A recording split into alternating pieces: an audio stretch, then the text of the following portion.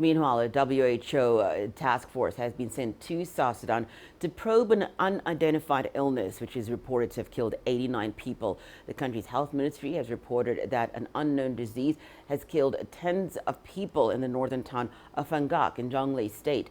According to local health officials, initial samples from the sick returned negative results for cholera.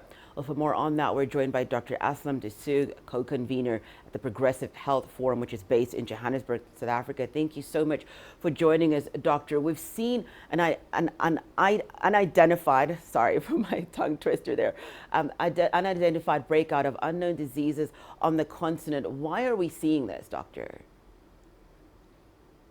Good afternoon. And I think your introduction actually encapsulated the conditions that are so common on this continent that presage such calamitous disease.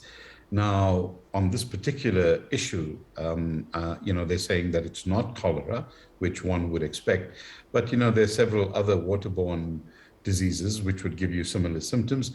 And it may just be one of those that we find repeatedly in times of these catastrophes. So just to provide a bigger context here, about 20 years ago, Professor Jeffrey Sachs of Columbia University penned a very important essay called The Ecology of Underdevelopment. And in it, he described exactly the conditions that Africa finds itself in that produces its high burden of disease.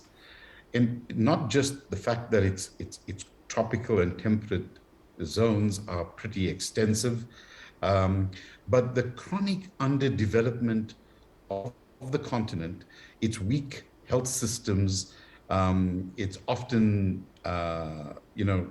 embroilment in conflict, etc., all contribute to an inability to get on top of what are often easily treatable diseases. Of course, Africa is also bearing the brunt of not just climate change, but also the loss of biodiversity. Now, why this is important is that we find that a lot of the diseases we are seeing, whether it's HIV, Ebola, SARS, even COVID, are more zoonotic in nature. That means they jump species. And that's because of the collision between human populations and what used to be wildlife sanctuary. And this is going to increase, unfortunately, keeping Africa always on the back foot as far as that is concerned. Let me just say, though, that it's not an inevitable situation, that governments in Africa have got to get a grip on this matter. Human development in Africa is deeply predicated on managing the burden of disease of Africans.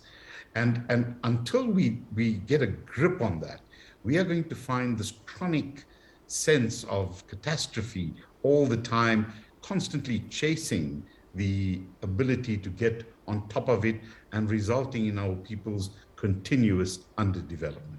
Thank you so much for that, Dr. Aslam Desug, co-convener at the Progressive Health Forum, which is based in Johannesburg, South Africa.